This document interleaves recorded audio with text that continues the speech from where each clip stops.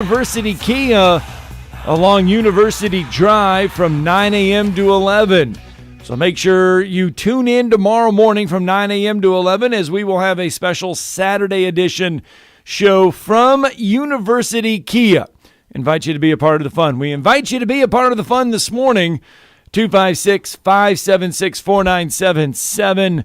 You can produce the show all morning long with your questions and comments here on 97.7 ESPN The Zone. Lot to get to today. We'll get you ready for another weekend of SEC baseball, the Final Four in New Orleans. Last night, we did have some college baseball. Auburn on the road at 11th-ranked LSU. Tigers get the win. Auburn Tigers get the win 6-5 over LSU. The win was Auburn's first in a series opener in Baton Rouge since 2011. So we start you off there. We start you as well as some spring football yesterday. Alabama back on the practice fields indoors yesterday for a 2-hour workout. Don't forget A-Day set for April 16th at 2 o'clock, and you'll be able to hear that right here on 97.7 ESPN The Zone. Jordan Battle talking with the media yesterday for just a minute. Very excited to return.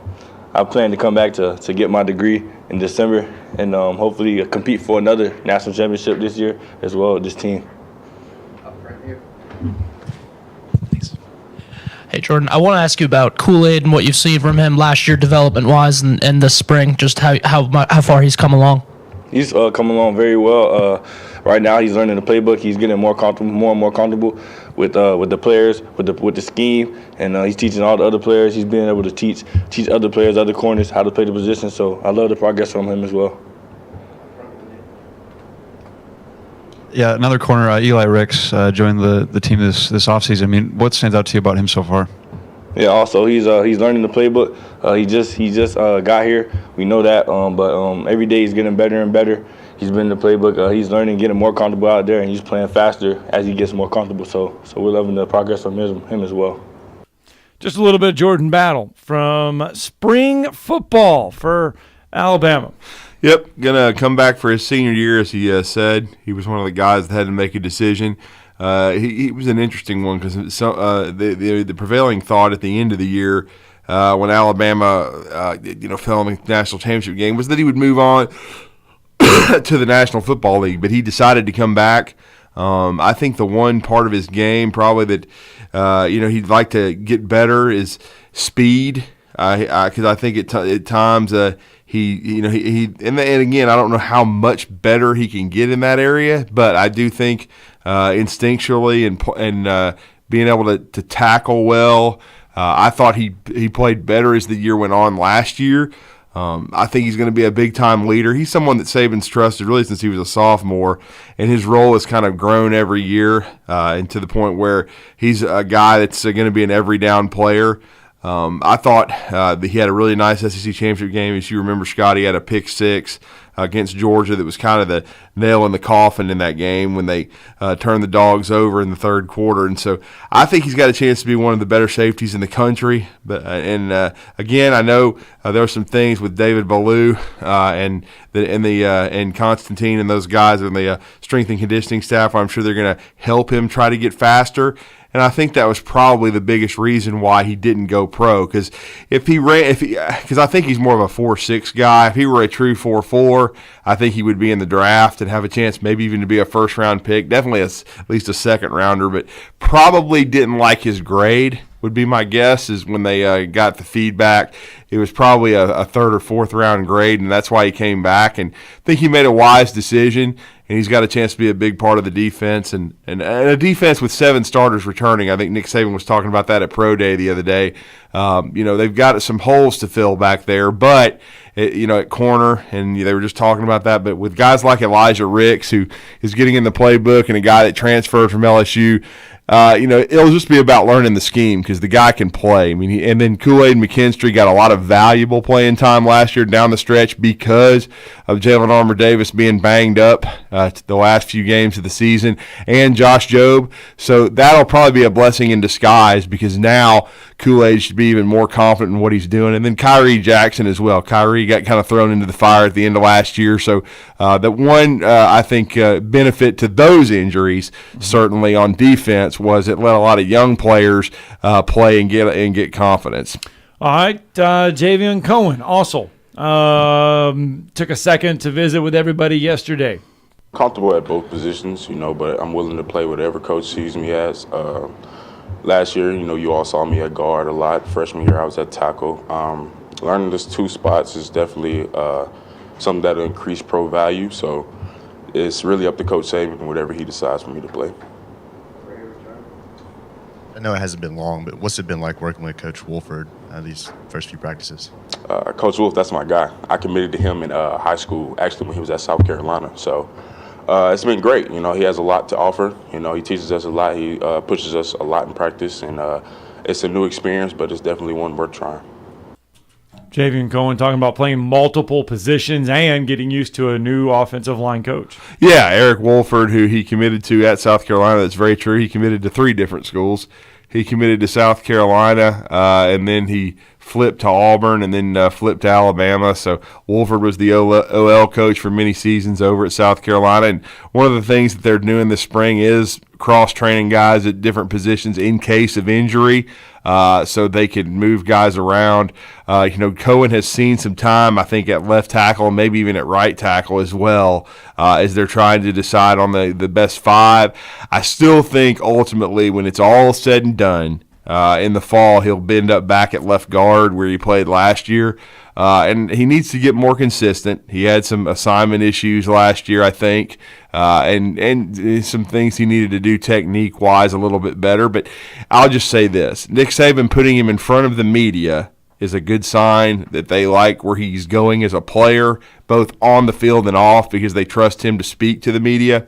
And again, experience is invaluable. And people are already starting to ask me, well, what do you think about the O-line? Who's going to be the first time? That's really almost impossible to tell right now, just simply because I don't know that all the pieces are there and won't be there until the fall. But if you wanted me to give an educated guess on where I think the pieces will ultimately, I guess, hash out, I would say, I think when Tyler Steen commits to Alabama, and I believe he's going to, honestly, I would have thought he might have already done it this week. But, again, he's on his own timeline. I think Tyler Steen, who's going to graduate, I believe in May from Vanderbilt, finishing his internship and all that kind of thing, I think he's going to end up committing to Alabama and then being the left tackle. Because to me, if you've got 30 starts in the SEC on the left and the right side, you're going to probably protect Bryce Young's blind side. From what I hear, they have thrown Tommy Brockermeyer into the fire. They're giving him a ton of reps.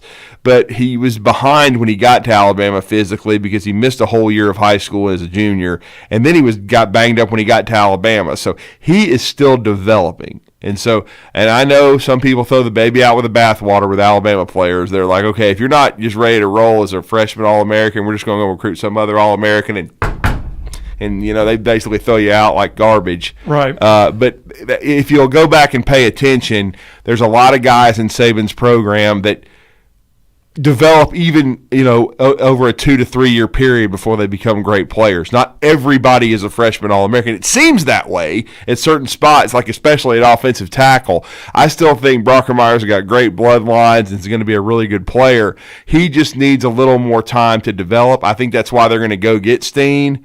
And so from what I'm hearing from the people I speak with, I believe that Steen has told some folks, close to him on the Alabama football program, because these players, they all grow up competing against each other. And now, especially with all these camps and combines, you've run across guys.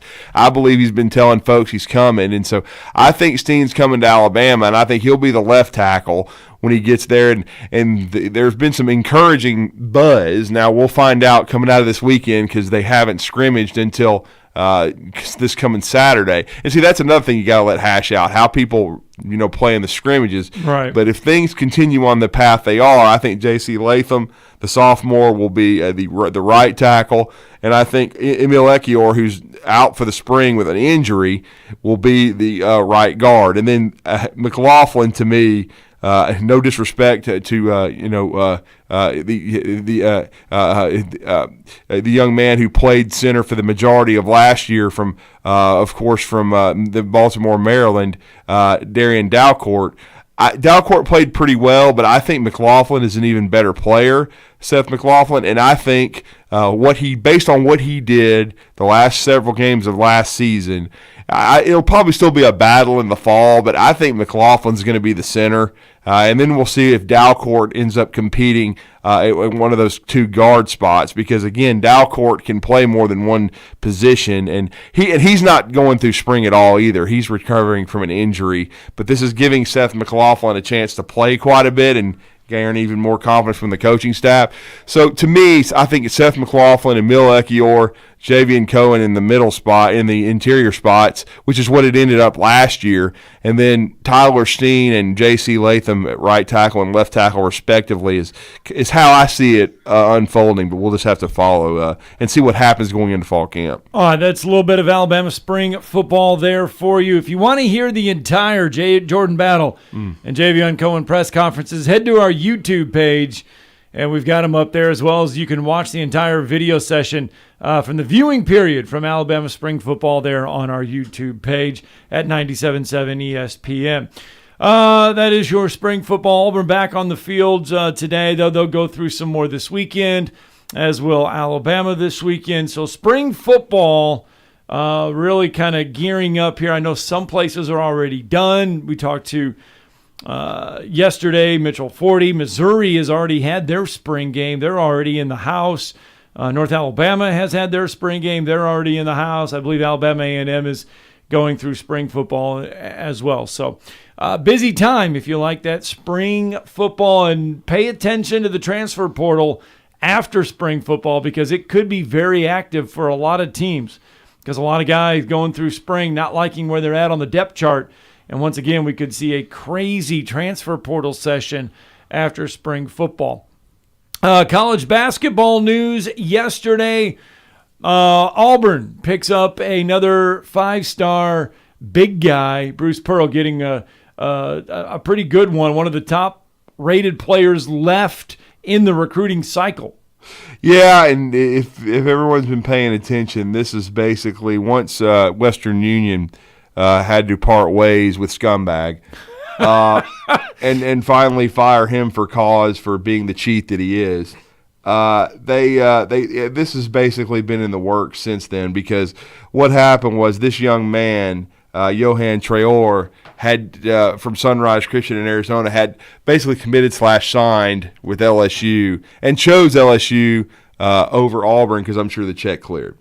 And once that happened, Auburn had to pivot and move in another direction. But as we know, and this was inevitable, like, death and taxes, that eventually Will Wade was going to get fired because, he had paid. We've been saying that, for 2 years. Years. Actually more than that. I think it was all the way back to 2017. It was. Yeah, and really they should have fired him in 19 because, and I say 17 because that's when it started and everything. Right. It came to pass in 19. Everything started coming out, and he should have been immediately fired. But LSU had just changed athletic directors. They were actually winning basketball games, and so they decided to ride the wave because they didn't want to fire somebody who had bought an SEC championship. But you look at the rest of college basketball, I know we're getting off track, but you look at the rest of college basketball, nobody fired their coach right after all of that. Not right away. Yeah, I mean everybody was waiting to see how this was going to play out. And Arizona didn't get rid of Sean Miller right away. Right. Kansas is still going through theirs, and Bill Self is they'll still never get rid there. of Bill. You know what I mean, though? So nobody really got rid of their coaches when this came out. Well, not head coaches. Now, assistant coaches were thrown to the wolves, put in jail for 6 months, and all this other stuff, acting like the head coaches didn't know anything about it.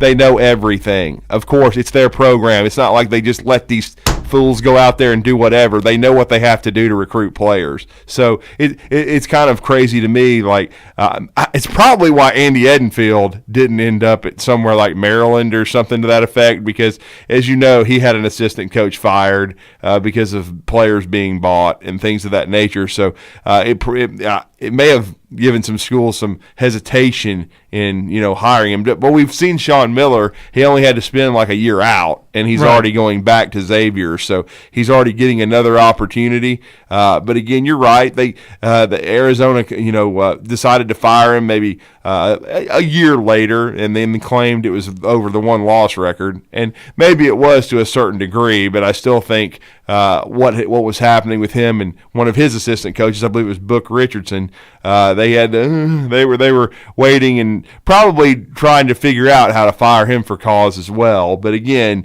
it's just one of those things. But as soon as this happened with Johan Traore, I mean, it was pretty well known because Auburn finished second in his recruitment, and with the losses to the potentially to the NBA draft, even though it is pretty interesting that neither Walker Kessler or the Unicorn Jabari Smith have announced anything. I think we all know that Smith is gone because he's going to be a top 3 pick. We've already said, potentially Walker Kessler could come back, though. Every mock I've seen has him going somewhere in the first round. Right. And so I would think he would at the very least test the waters, because you can test the waters and come back. And then I would think he would stay in the draft if he can get a first-round guarantee.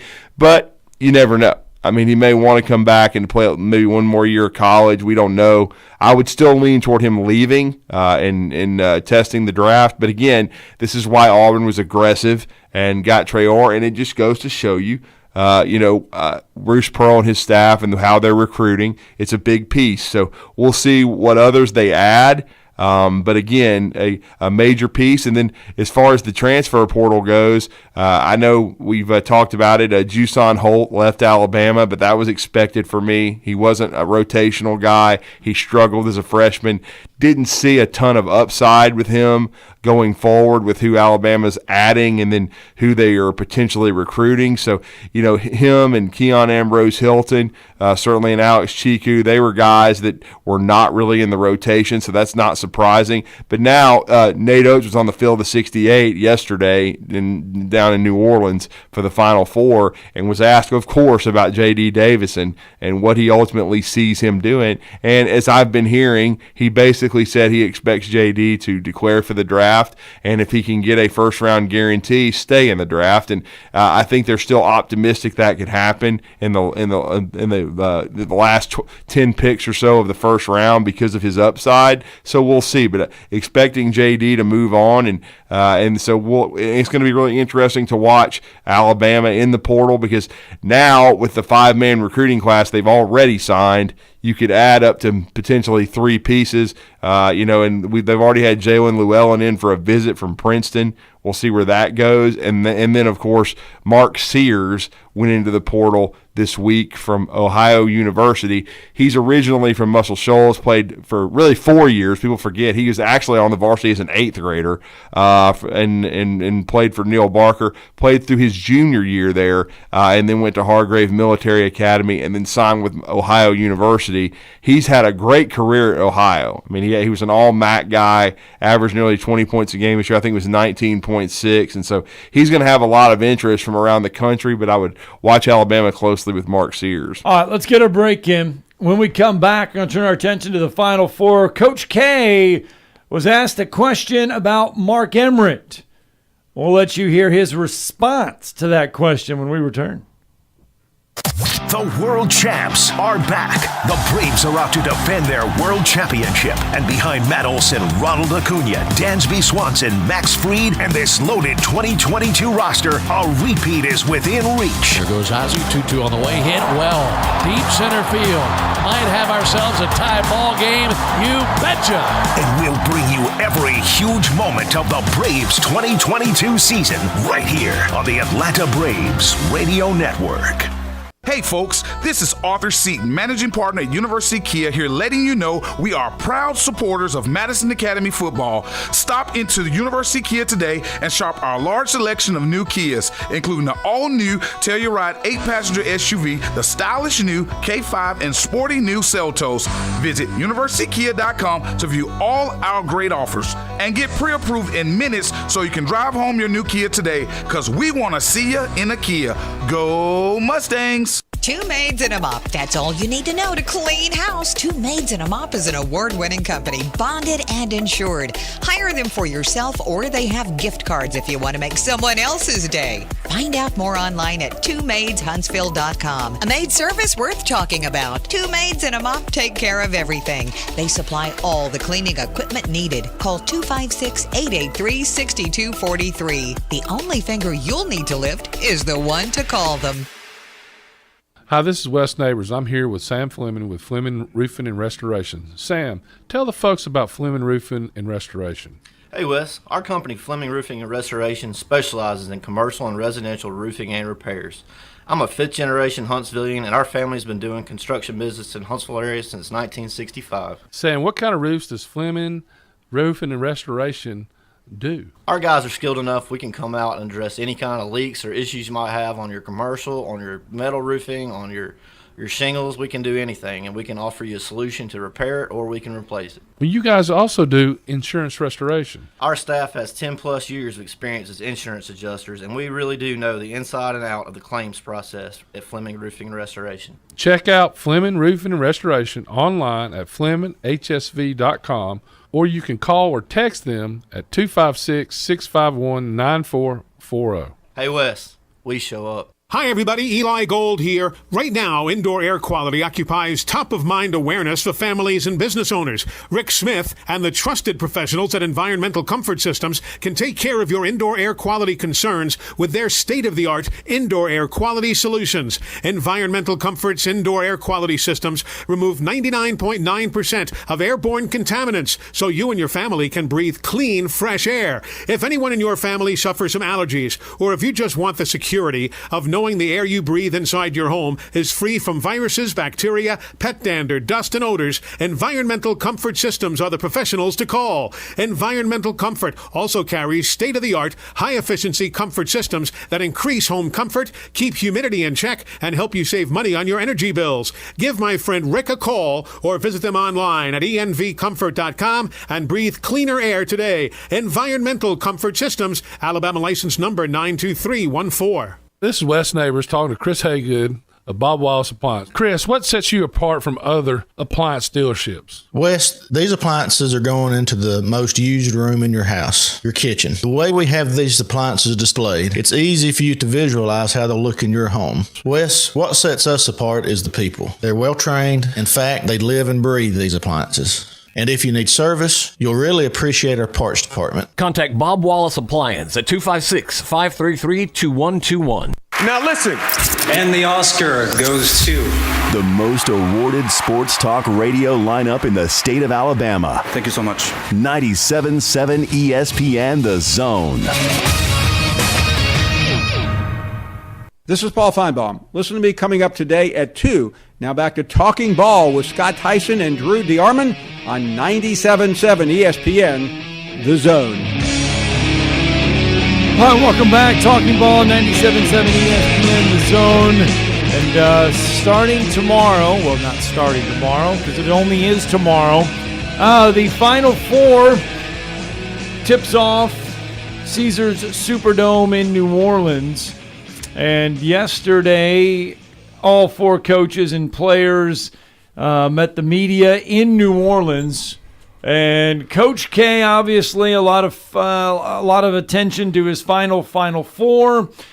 But he was also asked this question yesterday. Not a question on this one, but you know who's next, right? When you're done here, you going to stick around for the Mark Emmert press conference? I know how close you are. I am sitting at the edge of my chair. Sure you are. In anticipation of. We all are. We all are. Well, is that happening really? Yeah, you can stick around right when you're done. I got a team to coach, but well, I hope you all bring up. Do you have a question that you'd like us, since you won't be here? I have many questions. I'm sure you do. Where are we? I think the very first one is, where are we going? And who's going to be in charge? Not that I'm saying he shouldn't be, but what are we doing?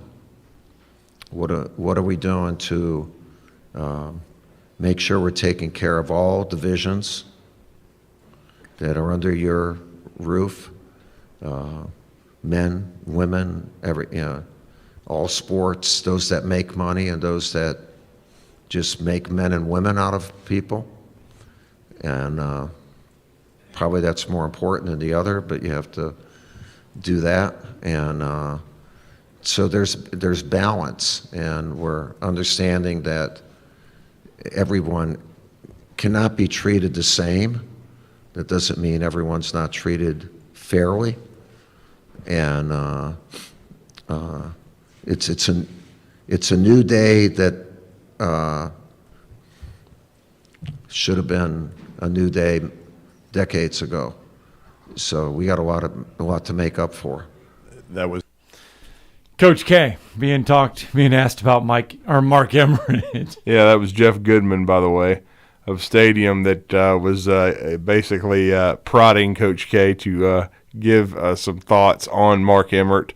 Obviously not a big fan of Mark's and the direction he's taken the NCAA with basketball. And once again, it'll be a reactive deal. It won't be proactive, but Jay Billis wrote a piece as well on ESPN.com, and we've, of course, featured Jay several times here on some changes he wants to see for the game, such as widening the lane, which they've never done, even though they moved the three-point line back, and helping officiating as far as, the decorum of coaches because of some of the inconsistencies in the officiating, but also having the game, because I tend to agree with this. At times, it's almost gotten too physical. Now, I don't want it to be like the NBA where they don't hardly call anything as far as and what I mean by that is it's just one of these things where it's become almost a joke, because in other words, there are no hard fouls. They don't even let you foul guys. It's just if you breathe on them, they call something. But I do agree that in some ways the physicality has gotten too much this season. If you go and watch this, because from one extreme to the other. I mean, they want the game to open up. They want the game to be fast. They want the game to move, and so they don't call a lot of this hard stuff, but again, they've kind of let it go too far down the spectrum, kind of like football a little bit, where lots of times the lineman can kind of wander a little bit past the last couple of years mark, they've started calling that more finally, and they finally started trying to get it back to normal. But it takes time. I mean, they've let it go down one end a little too far. Now they got to reel it back in a little bit. Yeah, I mean, and I think in some ways my thing is the consistency. If you're going to call the game close, well then call it on both ends. Or if there is a lot of physicality, if you do, just let them play. And that's been the mantra, and the people were kind of complaining about that Baylor North Carolina game. That was a little way too physical. Well, they just yeah. let them play. Okay, well then let them play on both ends of the floor. I saw too many times this year where it was almost like they were calling two different games. You're calling some hand check touch fouls on the other end, and then you got football going on the other end of the floor, and you're not calling anything. So to me, I just want the game to be consistent. I do think they need to take a close look at the block charge. Another thing that I totally agree with Jay Billis, and I saw it happen like to J.D. Davison a lot this year. He would elevate, and then a dude would slide up under him, and they would call an offensive foul. To me, if the dude's already left his feet and is about to lay the ball in, you shouldn't be able to slide up underneath a guy and get a call from an official. That should be either a no call or an and one. And I don't think they're consistent enough with that, with the block charge. I know they have the circle where they can go back and look, but I just think also that needs to be more consistent as well. But as usual, Coach K had some very poignant things to say without saying a ton.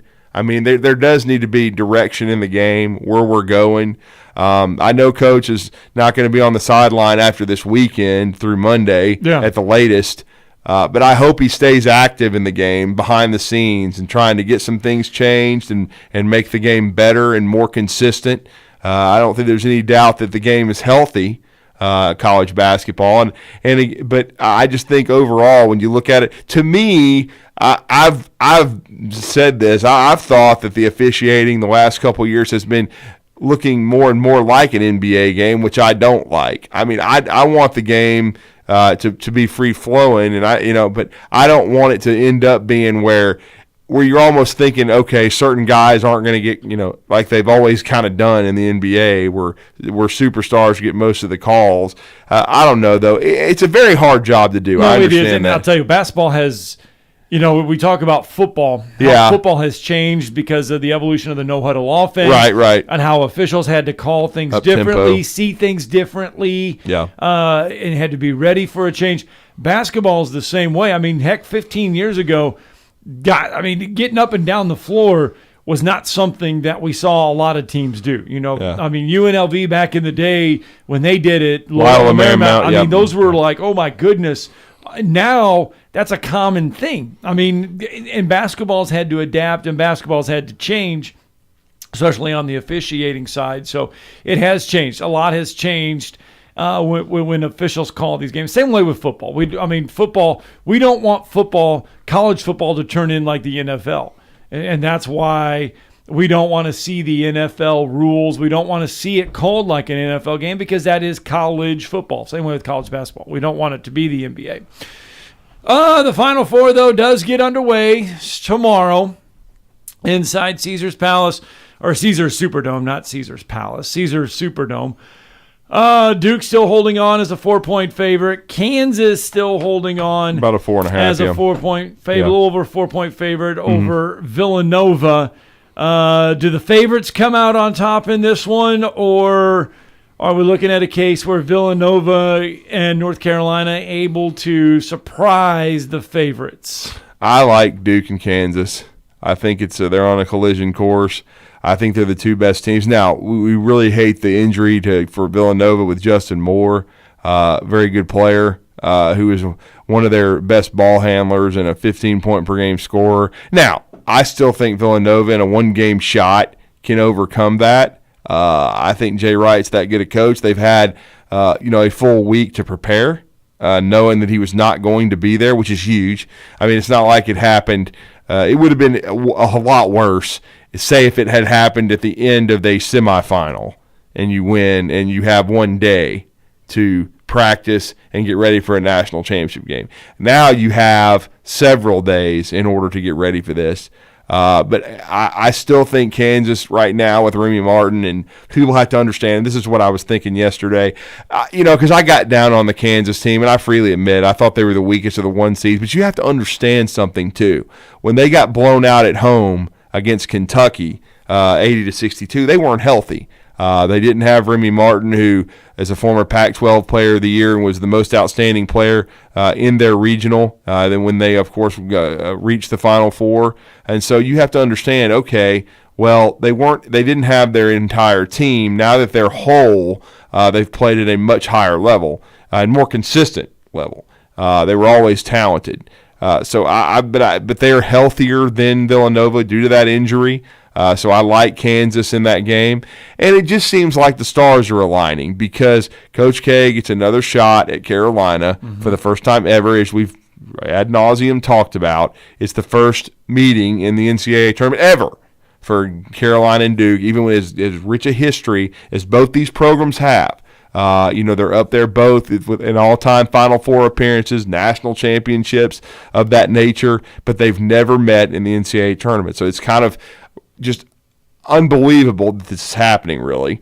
And so I think that Duke is the better team than North Carolina, and I'm not disrespecting the Tar Heels, who have come a long way in year one under Hubert Davis, because they had more rough spots than anyone. That's why they're an 8. Yeah. They're not an 8 seed talent-wise, okay? We understand that. But they were an 8 because the first half of the season, they got blown out several times. And, I mean, David Sisk was on with us, and he covers Carolina, and he talked about it. They were, in the first half of the year, they were known for getting punched and then getting blown out. Well, now they're healthier.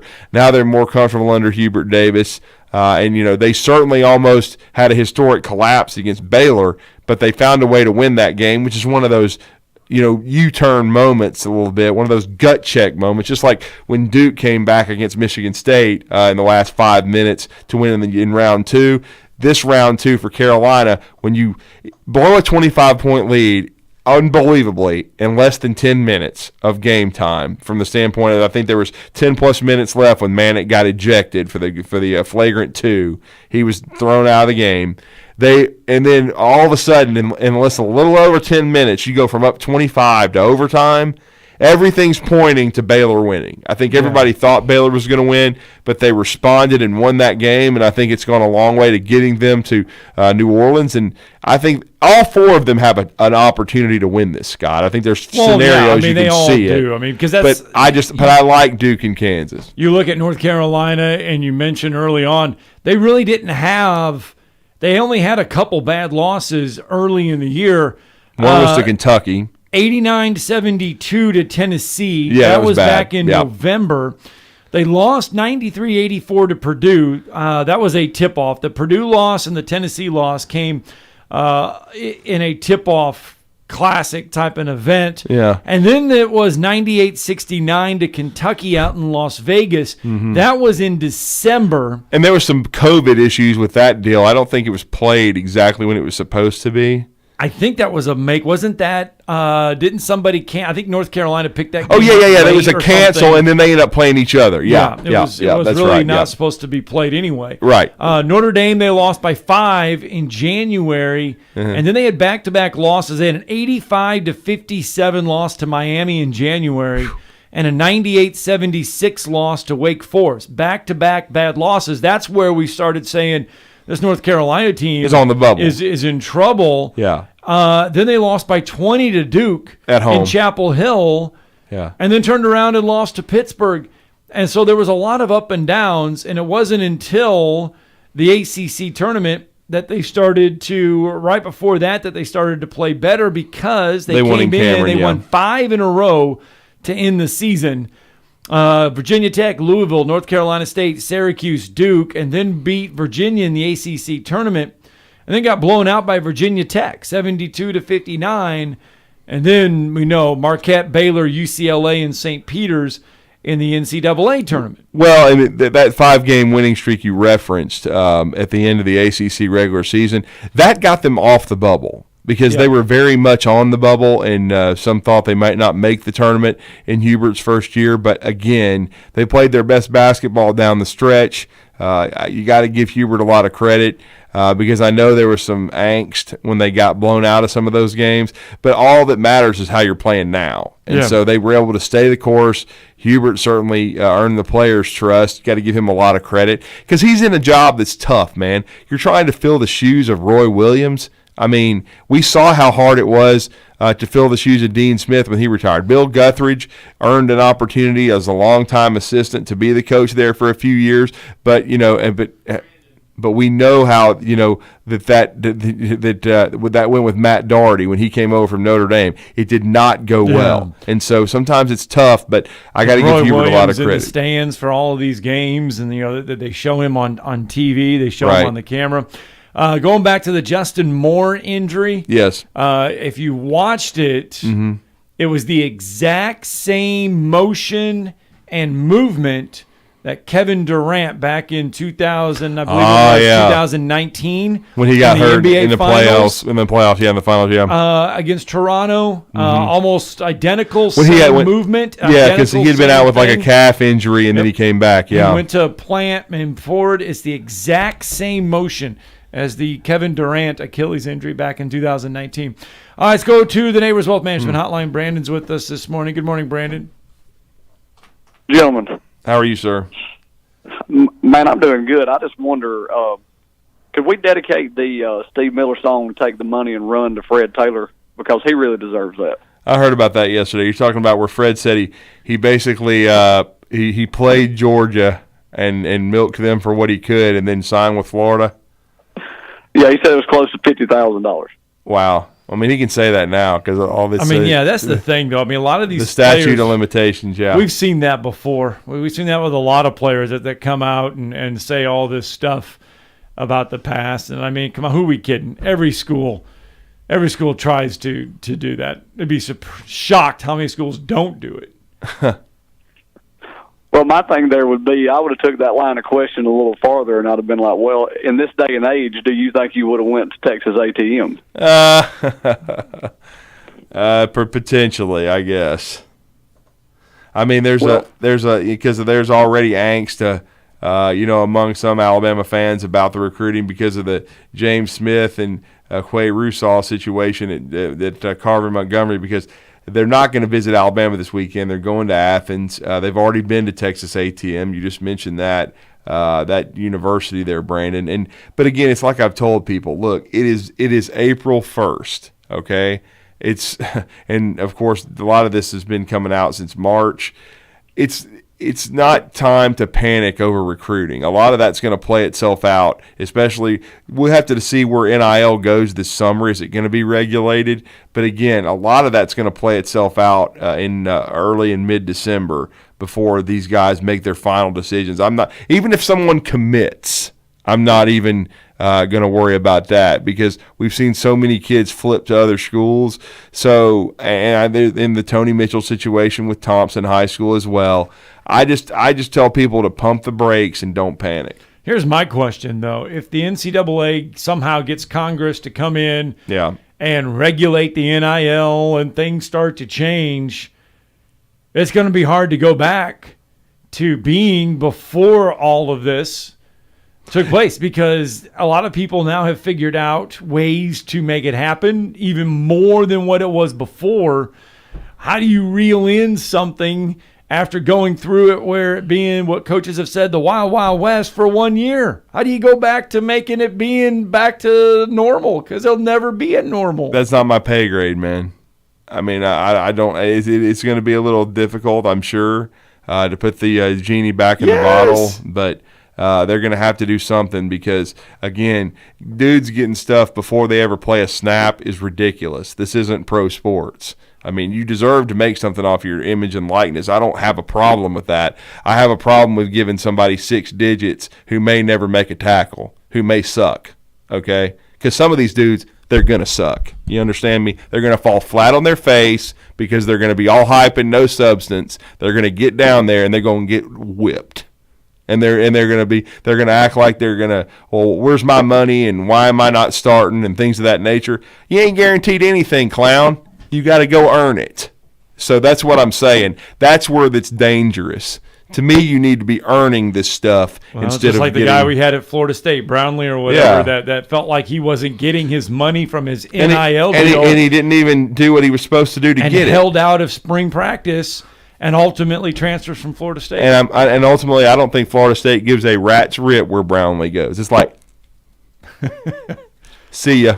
Yep. You were a starter on a bad football team. Congratulations. And guys, before I go, I'm hearing that the ticket price for the worst seats in the house for Duke UNC are about $5,800. And hearing that Eric Church dropped $50K a piece on a set of tickets after he bugged out on his fans. Well, yesterday we were on StubHub. And Scott was checking some to get prices, into the Caesars Superdome. It was $338 for the worst seat in the house on StubHub yesterday. $338 for all 3 games. That got you in to all 3 games. Well, yeah, Brandon, you're probably talking about $5,800 for the good seats, and Scott looked at some good seats too. There were some good seats that were very expensive. Yeah, like $14,000 for good seats. And so if Eric Church dropped $50K on both of them, then he's got to be sitting in the front row. Okay, he's got to be down there. Oof, wow. And hopefully he'll be down there to watch his Tar Heels get drilled, and then he can go home. So I'm taking it you're taking Duke then? Oh, yeah. All day long. And I guess, is that a Carolina blue undershirt that Scott's got on, or is that just haphazard? That is a UAH Charger basketball shirt that I have on. There you go.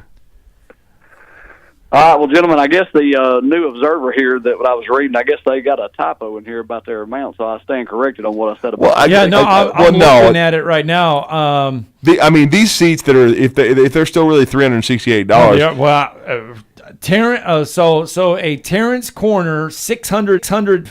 This is row 35. $300 each. These are like you'd be better off watching it at home. You're going to be up so high, you're not going to be able to see anything, dude. Be like little Lego guys. Yeah, exactly. On the floor, little tiny Lego guys out there playing. It'll be awful. All right, Brandon, we got to get to. Go ahead. The 86-inch would definitely be a better. Oh yeah, no question about that. But we are up against a break, though. We got to get our break in. When we come back, going to wrap up hour one of Talking Ball on 97.7 ESPN The Zone. You're listening to Talkin Ball on 97.7 ESPN The Zone. At a wreck in Limestone County, Mooresville Road near Pepper Road, that one had injury and entrapment. I think they dispatched a medical helicopter on it. And we've had a load of pipe spilled at 565 and Highway 20. It's actually coming off the southbound ramp from I-65 to westbound Highway 20. Decatur PD's there with it now. 2030 Fast Track can make your clothes fall off. Greg lost 92 pounds in 6 months on the plan. A free hormone quiz will tell you if the program can work for you. 2030huntsville.com. Captain Nick in the Jordan Lane Popeye Skywatch Traffic Center. The kitchen is the heart of any home. It's where the family gathers. It's where kids discover old recipes and make them their own. Just starting out or just now getting started on the dream kitchen you've always wanted? I'm Chris Haygood, and from all of us here at Bob Wallace Appliance to the home builders and the homeowners of the Huntsville area, a heartfelt thank you for buying local. We're in Huntsville, Florence, and Coleman, and online at bobwallaceappliance.com. You want the right specialist for your recovery. At SportsMed Orthopedic Surgery and Spine Center, we understand every body is different. Your muscles and bones are unique, as is your body. Our SportsMed specialists offer innovative treatments and minimally invasive procedures, allowing you to quickly return to the life you love. Locations in Huntsville, Madison, Athens, and Decatur, and on the web at sportsmedalabama.com. Improving performance, improving lives. Hey, Bobby White from Woody Anderson Ford back again to talk to you about how easy it is to make a custom factory order. Just click WoodyAndersonFord.com, hit the top banner, then start making your selections. It's really simple, and you'll end up with the exact vehicle you want. Not only is there no extra charge to custom order, but at Woody Anderson Ford, we'll take 5% off MSRP on top of any additional factory rebates on the 2022 F-150, Bronco Sport, Explorer, Expedition, and Ranger. Another option for you is a certified pre-owned. We have over 100 Ford Blue Advantage certified pre-owned models to choose from. Our Ford Gold certified are low mileage, gently used with great warranties. They've passed a 175-point inspection by certified technicians and come with a 24-hour roadside assistance, plus a full tank of gas and a fresh oil change. Also, don't forget our service department is offering a free pickup and delivery when it's time for your next Ford service. Woody Anderson Ford, Jordan at Sparkman, hope to see you soon. Taco Bell presents a get-out-of-bedtime story. It's time to wake up from this amazing dream, even though you're jet skiing on lemonade. How extreme! And oh, look at that, you just won the lottery. Is that a castle? Take the keys, it's your property. What's better than swimming in space? Just wait for the big reveal. It's Taco Bell breakfast and it's actually real. So it's time to wake up and bid your dreams farewell. Because toasted breakfast burritos are waiting for you. Only at Taco Bell. At participating Taco Bell locations near you during breakfast hours only. Redmont Vodka and Vulcan Gin. Alabama-made premium quality spirits owned by our very own Charles Barkley. 8 times distilled, gluten-free, and non-GMO. Whether you choose to sip Redmont on the rocks or blended with your favorite mixers, you will definitely be able to taste the difference. Pick up some Redmont Vodka and Vulcan Gin today. Available in ABC stores and package stores. For more information, visit us at RedmontDistilling.com. Also, follow us on Instagram at Redmont Distilling. Support local, enjoy responsibly. Hey, this is Justin with the Furniture Factory Bar and Grill. We'd like to invite you to North Alabama's premier patio bar and grill, where at the factory, we have something going on each and every night. Monday night, steak night. Tuesday night, karaoke. Wednesday night, the Jeep community comes out for Jeep Jam. Thursday, it's bike night, the biggest in the valley. Friday and Saturday, live concerts on our 4,000 square foot patio, along with drink specials and a beautiful staff. What are you waiting on? We will see you at the Furniture Factory Bar and Grill. This segment of Talkin Ball is brought to you by University Kia, the #1 volume Kia dealer in the state of Alabama. Located online at universitykia.com.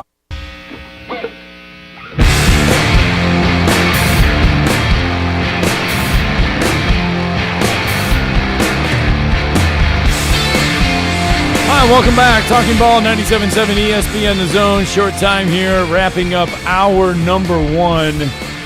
And just kind of perusing through some of these secondary ticket sites for the Final Four. Yeah. And I mean, it is. If you wanted 2 tickets and you paid all of the fees on StubHub, and of course the fees are what's going to get you, $750 after for the 2 fees. tickets for that's after the fees, that's everything for all 3 games.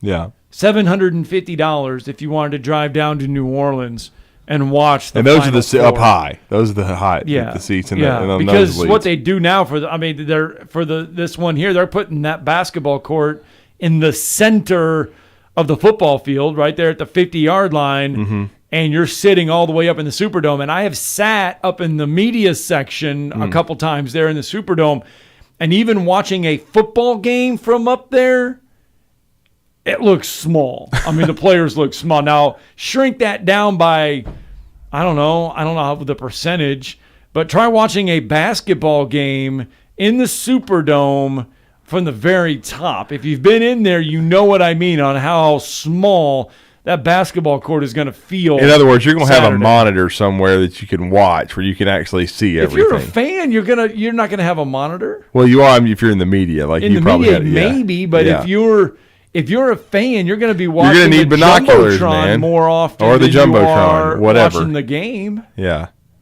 I'm staying home watching the game. Thanks. Watching it on the TV, yeah. Anyway, short time left. You want to call in, be a part of the show, 256-576-4977. I say short time left, but a short time left in hour number 1 of the show. And I want to reiterate something that you just said.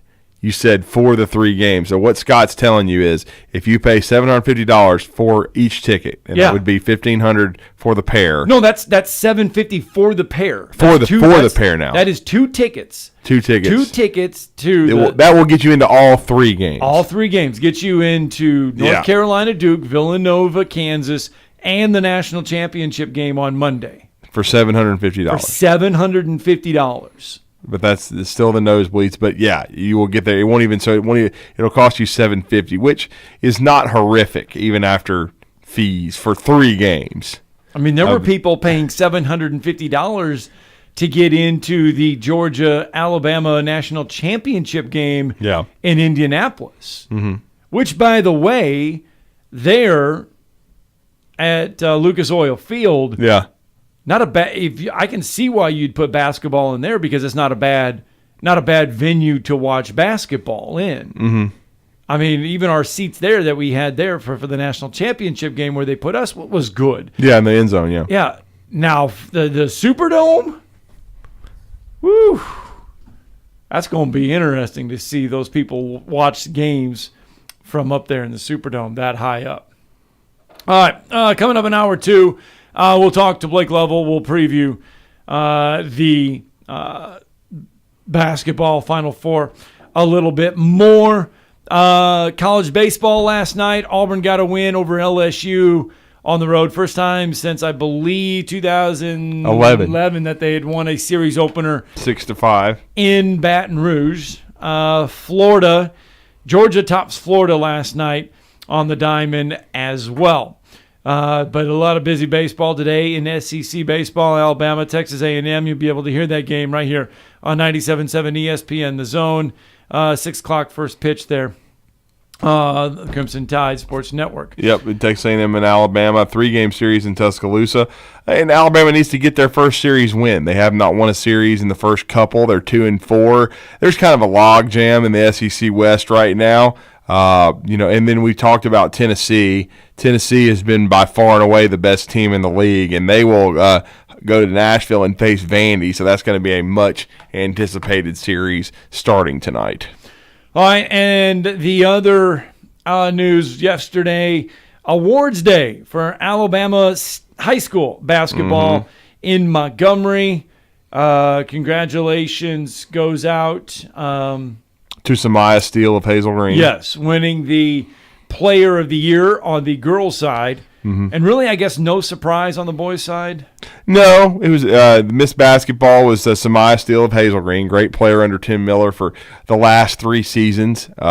She really got better in each and every year and was really the heart and soul of their team as they went 35-0 and won their 5th straight state title. And Barry Dunning of McGill-Tulane winning the Mr. Basketball Award. And we're going to talk to Ben Thomas about some of those awards. A little bit surprised that my guy Jakari Lane did not win 5A Player of the Year for Lee, especially considering they won the state championship. That surprised me a little bit, and we'll talk to Ben about some of that in a few minutes. All right, that's going to do it for Hour 1. Hour 2 going to get underway here in just a little bit. Stay with us, 97.7 ESPN, The Zone.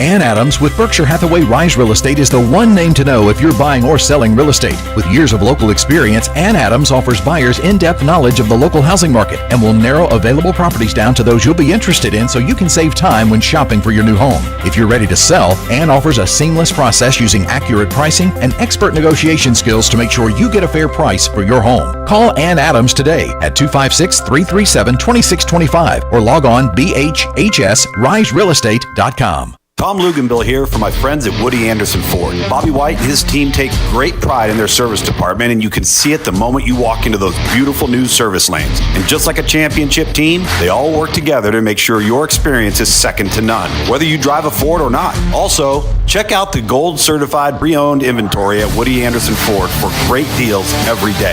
Stop by and see them at Jordan and Sparkman or at Woody Anderson of Madison on Hughes Road, or visit WoodyAndersonFord.com. WZZN, Union Grove, Huntsville, Alabama. 97.7 ESPN, The Zone. Decatur PD still got a right lane blocked off coming off I-65 to go westbound on Highway 20. Had a truck lose a load of pipe there. They're rerouting traffic around that one. And we had a wreck at Mooresville Road and Pepper Road. That one had injury and entrapment. Should be about ready to clear. With more than 30 years experience, D&L Refrigeration can save you money on those heating and air conditioning repairs. 256-652-1207. State license 08091. Captain Nick in the North Parkway Popeyes Skywatch Traffic Center. From the Fox 54 Weather Center, I'm Chief Meteorologist Jordan Dressman. A mostly sunny sky this afternoon. Temperatures hanging out in the mid and upper 50s. Some of us could see the lower 60s, dropping into the upper 30s, lower 40s. A mostly cloudy sky through your Saturday afternoon. An isolated shower is going to be possible. Looks like the vast majority of us are dry. Temperatures climbing into the mid 60s. Sunday by far going to be the better of the 2 days this weekend. A mostly sunny sky. Temperatures hanging out in the mid and upper 60s. I'm Chief Meteorologist Jordan Dressman on your home for ESPN Radio, 97.7 ESPN The Zone. This is Brent Musburger's VSiN Action Update on 97.7 ESPN The Zone. Heads up, sports bettors. Right now you can try VSiN All Access free for 30 days with no credit card required. Visit vsin.com/free month to sign up now. Tonight, it's the championship game for the Basketball Classic. Fresno State, a 3-point favorite over Coastal Carolina. The over-under set at 126.5. Then Saturday, the NCAA Final Four. Villanova plus 4.5 against Kansas with the over-under at 133, followed by North Carolina and Duke. The Blue Devils a 4-point favorite, 151 the set total. The NCAA Women's Final Four tonight in Indianapolis. Louisville an 8.5-point underdog against South Carolina, 119.5 the over-under. Then UConn a 1.5-point underdog against Stanford, 129.5 total. Sunday, it's the Toyota Owners 400. Chase Elliott the favorite at plus 800. Kyle Larson plus 850. Kyle Busch and Martin Truex Jr. at plus 900. I'm Trey Westerberg, 97.7 ESPN The Zone. Log on today, 977ESPN.com.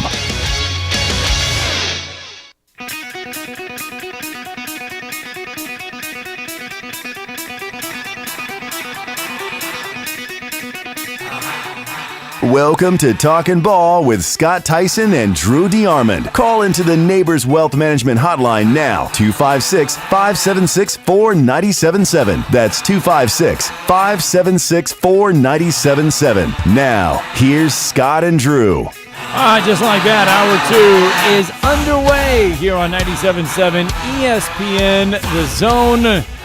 Scott Tyson, Drew DeArmond with you for another hour on this Friday. Don't forget, Drew and I will be live tomorrow morning from 9 a.m. to 11 from University Kia. Make sure you join us for a special Saturday edition of Talking Ball tomorrow, live from University Kia as we get you ready for the Final Four in New Orleans and a look ahead to baseball and football. But that is tomorrow. Right now, to kick off hour 2 of Talking Ball, we're going to go to the high school route. Yesterday in Montgomery, always a great day when you get to honor high school athletes for their achievements, for their accomplishments. And that is what yesterday was all about, as they honored basketball in Montgomery. Yes, they do this every year, and it's sponsored by Alpha Insurance and the Alabama High School Athletic Directors and Coaches Association. And our next guest traveled up there to cover the festivities in Montgomery. He does an outstanding job based out of Mobile in the Port City in our state of covering the entire state of Alabama. A tireless worker, a guy that was named one of the 50 most influential sports writers in this state, which he's had a great career. It's been an honor to get to know him the last several years and, of course, get a chance to see him and talk a little shop at the state tournament. I was there for 3 days to watch some of the best basketball in the state and watch the two young people who won those big-time awards yesterday, and that, of course, is Ben Thomas with AL.com. Ben, welcome back to Huntsville. You're with Drew and Scott. Good morning. Hey, good morning, guys. How y'all doing this morning? We're doing well, Ben. Thanks for taking some time. It was a good day for North Alabama yet again, and with specifically Madison County and Tim Miller, a young lady who has really, I guess, come a long way in 3 years. And I know Coach Miller said some of that to you guys yesterday, but Samaya Steele missed basketball for the state this year. Yeah, I mean, first of all, as you guys mentioned, it's a banquet we have every year, although we haven't had it in 3 years. I mean, due to the COVID-19 pandemic, we didn't get to have this banquet the last 2 years. We got to come back and have a football banquet in January, and actually, I went myself to Hartford last year to present Miss Basketball to Caroline Striplin and Delita Hatchie to present Mr. Basketball to J.D. Davison, which was a treat in its own self. But to get all these people together, kind of celebrate basketball again together and celebrate their accomplishments, I thought was awesome. Appreciate Alpha, as you mentioned, Drew, for sponsoring it. But yes, Samaya is the 35th winner of the Miss Basketball Award. I thought she was very deserving. Averaged 17.3 points, 4.8 rebounds, 5.5 assists on the best team in the state, really regardless of classification. 65 steals for Hazel Green, which went 35-0 this year and won their 5th straight title. So you really can't say enough about that program, the career Samaya had. I think she's going to Alabama State. I think she'll do really well there. Also, she was the Gatorade Player of the Year. I think she was the Final Four MVP for 2 straight seasons. So congratulations to her. Very nice young lady. Enjoyed getting to talk to her a little bit yesterday. And, of course, Tim Miller, just builds a dynasty wherever he goes, it seems like. I think that's what, 9 or 10 championships for him now. So just another accomplishment for a great coach. Mm-hmm. Before we get to the boys' winner, at least on the girls' side, I mean, Ben, how hard is this every year? Because, I mean, the state is so talented with players. How hard is it each year to try to come up with a player of the year, at least on the ladies' side? Well, the whole process is difficult. I talk about it every time we have the banquet because I want people to understand how it works. I mean, when it works well, what happens is coaches from across the state nominate players, both theirs and other people they've seen, to their local sports writers. That information is then sent to our prep chairman, who's Stacey Long from the Florence Times-Journal. Stacey compiles a spreadsheet of all the players. I think this year there were 754 nominations from 284 different schools. Wow. For the All-State team. We narrow that down, obviously, to I think it's 240 All-State players or whatever, and in the end you get 48 finalists for Player of the Year, which is the folks we invited to the banquet yesterday. 3 finalists in each classification, and then you got to decide who deserves to be Player of the Year. So I thought it was a great class. It is tough, as you mentioned, Scott. For me, as I vote individually, I go to the Final Four, as Drew mentioned. I see all these teams that made it, and I put a lot of emphasis on that. Who's in the Final Four, who's on the biggest stage, and who plays well on the biggest stage. That's not always the deciding factor, but for me, that plays heavy into it. It does play heavy into it. There's no doubt about it. And then as far as North Alabama flavor still. There were some other honorees for just as far as their class players of the year with North Alabama ties. Class 5A, I saw these young ladies, Guntersville, win their first ever over the Lady Generals. But Olivia Vandergriff, the MVP, the point guard, she is the 5A player of the year from Guntersville. Also, and it's just like death taxes in Pisgah. The Lady Eagles winning state titles. They win their 5th straight. They've won 2A and 3A, with a combined 5 years in a row. But Molly Hurd of Pisgah, who was also, I think, a strong candidate for, Miss Basketball. Molly Hurd winning 2A Player of the Year. And then Emma Kate Tittle, who I saw play at Wallace State and then at the state tournament for Deschler, Jana Killen, just recently going into the AHSAA Hall of Fame. They only lose one game all year. She is the 3A Player of the Year. So a lot of young ladies from North Alabama getting honored. And like you said, Ben, some very difficult decisions. But, again, congratulations to these young people. Yeah, I mean, obviously, Deschler had two of the 3 finalists up for the award. Right. Siegel was also there, so could have gone either way. And then if you look at, from that, we also name a Super All-State or Super 5. These are the 5 best players, regardless of classification. Obviously, Samaya's there, being Miss Basketball and the 6A Player of the Year. Renaya Kelly from Hoover was the 7A Player of the Year. You mentioned Molly Hurd, Emma Kate, and then Anaya Hubbard. So Hoover was actually 2 girls on that team, but what's that? Three from North Alabama, y'all's neck of the woods: Samaya, Molly, and Emma Kate Tittle. So yeah, another great year for basketball up there. And then boys winner. Let the listeners know who brought all that home. Yep. Yeah, it was probably no surprise. I mean, Barry Dunning Jr. from McGill-Tulane. His team didn't win the state championship, but they did make the Final Four. He is the Arkansas signee, part of that great class that Eric Musselman has coming in to Arkansas. He's a 2-time. He actually won Gatorade Player of the Year last year for Alabama, even though J.D. Davidson was Mr. Basketball. But Barry won Gatorade Player of the Year last year and this year. Great player, really great guy. If you don't know him, I don't know, Drew. I don't know if you got to talk to him at all. I did briefly. I congratulated him on his career. Yeah, he's a great kid. Yeah. Yeah, and Samaya is too. I don't mean to say that, but he, obviously deserving 25.3 points and 12.9 rebounds a game. He was the MVP of the Alabama-Mississippi game a couple of weeks ago that Alabama won. He was our local Coastal Player of the Year. And the thing about Barry is he played his best late. He did. In the final 3 games of his career, high school career, other than the Alabama-Mississippi, against Benjamin Russell in the regional semifinals, 25 points and 25 rebounds. Against Spanish Fort in the regional final, 27 points and 18 rebounds. And then against Huffman, the game they lost by 4 in the state semifinals, 25 points, 18 rebounds, 3 steals. He played every minute of the game. So a very worthy recipient there, I thought, for Alabama, guy I know well, and a guy who will represent our state very well on and off the court at Arkansas and wherever he goes in the future.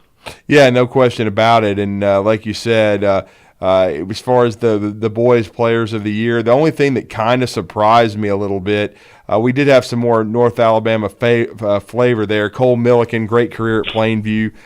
He's going to go on and to Auburn and be on an academic scholarship. He's extremely intelligent. He wins the Class 3A Boys Player of the Year for the state champion. Plainview Bears under Robbie Coker. What a special program they have. I was just a little bit surprised, and I know you guys had a lot of great players to decide. With the Lee Generals winning state, I thought my guy, Jakari Lane, might win Player of the Year, but I've seen Martavius Russell, very good player for Sipsey Valley. He gets the nod as Player of the Year before heading. I guess he's still going to Mississippi State. I guess I got to check that because I know he signed with them before Ben Howland was dismissed. Yeah, as far as I know, he's going there. I did not get a chance to talk to him yesterday. Yeah, I'm sure. I didn't see the voting. I'm sure that was probably a pretty tight race between Jakari Lane from Lee Huntsville, who was there, and Martavius, and I can't remember the other finalists. I don't have it right in front of me, but right. Martavius, I saw him play twice in Montgomery. He was very good both times. But it could have gone either way. I mean, I think Jakari Lane was our Huntsville Player of the Year for AL.com, and very well could have been the 5A Player of the Year as well. Same thing in 7A. The guy who won it was a guy we're probably going to be talking about for 3 years on your show, LeBaron Philon from Baker, sophomore who averaged about 25 points a game. But, Elijah Terry from State Champion Enterprise was there, as well as Jordan Frazier from James Clemens, who had a great year. So, Carrington Keel was the other finalist in 5A. So he, great player. He won it as well for Ramsey. Mm-hmm. Yeah, he could have easily won it. Yeah, it was tough. It was a tough competition, as Scott said. Deciding all these players, and then the Super 5 for the boys were Dunning and Philon, Russell, Antonio Kite from Anniston, and Anthony Johnson from Midfield.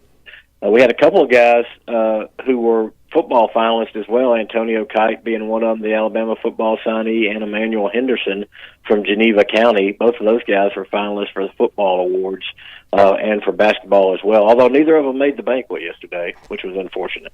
Yeah, it's unfortunate there, but of course a lot of tough decisions to make, but it's still a lot of great players that were honored. And again, I want to give a shout out to Ephraim Butta Johnson from Grissom High School. He had a great year, one of the best players in state. I believe he was also honored as an all-state player, but they got beat in the area tournament, unfortunately, so a lot of people, Ben, didn't get a chance to see him make a postseason run, which might have led him winning maybe one of these Player of the Year awards in his classification, because I think he's as good as any player in 7A, but a lot of people didn't get a chance to see him. Like Jordan Frazier, really, I thought what he did, I thought he was a dark horse to win the 7A Player of the Year because of how he elevated his game throughout the playoffs and led his, James Clemens Jets on a run that we'd never seen them get out of the Sweet 16, and yet they nearly win the state championship in that great game against Enterprise.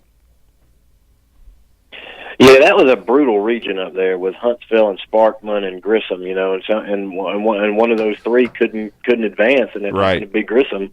Griffin, Ephraim Johnson and R.J. Johnson, both great players, and I think you're right. Had they advanced, and a lot of people saw him, he may have had a chance to, be in the competition. Jordan Frazier, and I saw him against Baker. I saw him both games, but against Baker it was really funny because I thought he and Philon went kind of head to head there for 2 or 3 possessions where they came down court and each of them took a long three in the other's face on consecutive possessions and made it. They're kind of trying to one up each other. So a great player there, and of course you mentioned James Clemens. Frankie Sullivan was our statewide Coach of the Year. Mm-hmm.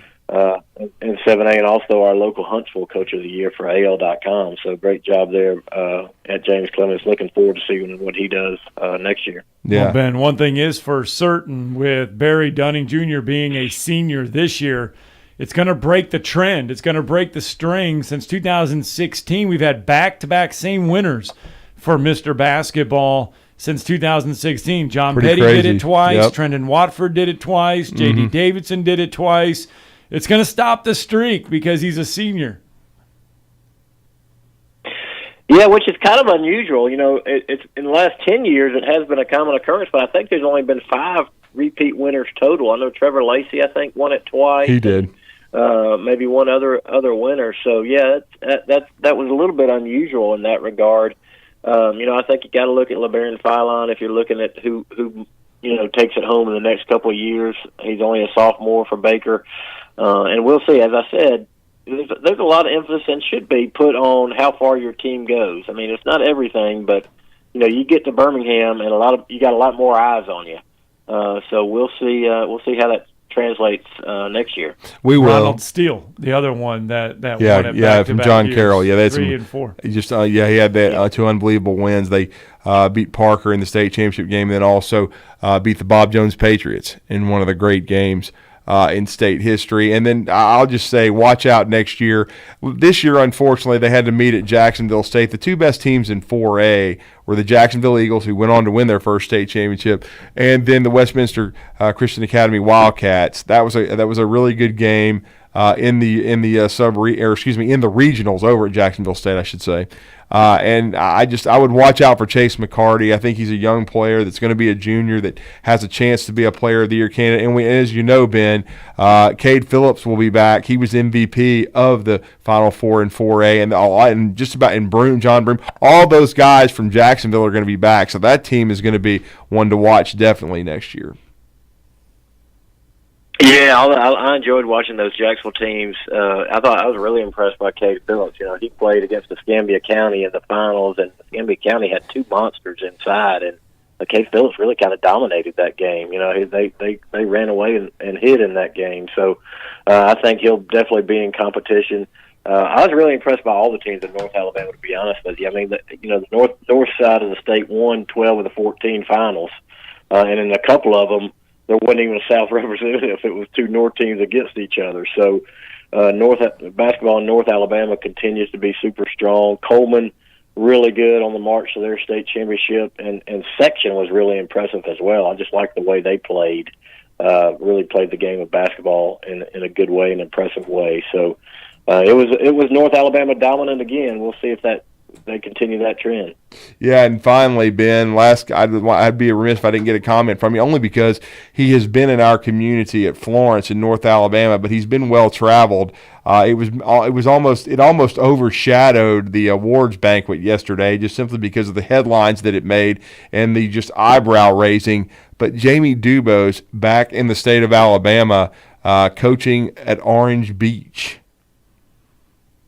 Yeah, how about that? I mean, I kind of got wind of it earlier this week, and it's a strange situation in Orange Beach because they have announced just in the last couple of weeks that they're going to become a city school, or they're their own system, school and leave the Baldwin County system. Jamie Dubose was not real happy, I don't think, in Georgia at Lowndes, even though he did a good job there. I think he wanted to get back to Alabama. He missed the camaraderie of the coaches in Alabama, and his father just passed away 10 days ago.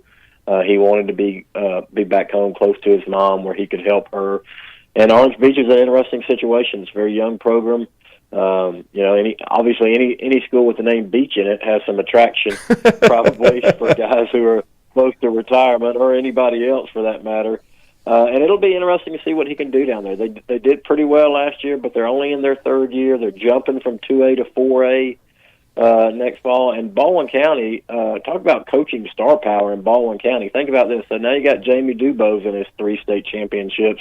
At Gulf Shores, you have Mark Hudspeth, former college coach at North Alabama and others. You got former NFL legend Phillip Rivers at St. Michael Catholic, and former Alabama NFL player Kenny King at Daphne, among others. All those guys in the same county. Well, and it's a lot of exciting football for you to cover. I know you do a great job of the entire state, but you're based out of Mobile, so that's some guys that will be neat to cover and talk to. I know Jamie Dubose is wherever he's gone, he's been able to win football games, and as you said, Orange Beach coming off a 9-2 year in a playoff berth, so the cupboard will not be bare when he gets there.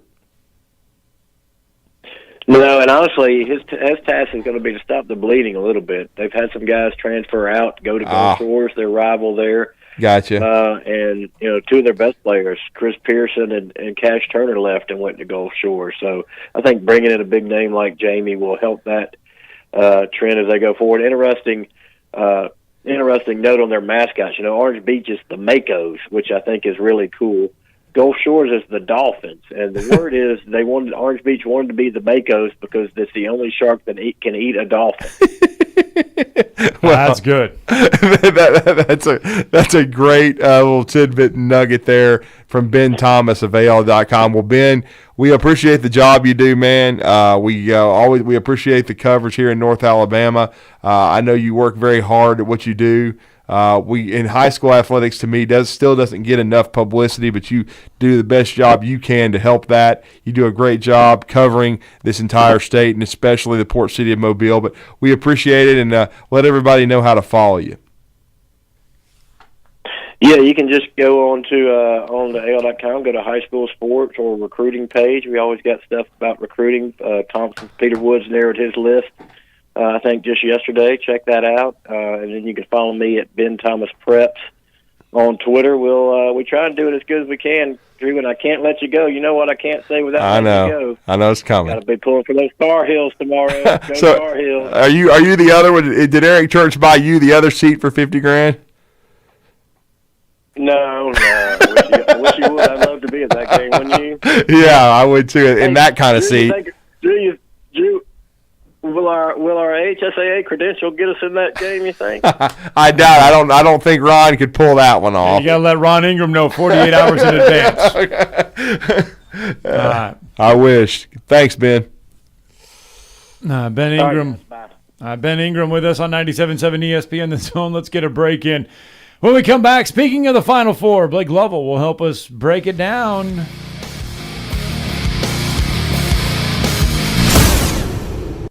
You're listening to Talkin Ball on 97.7 ESPN The Zone.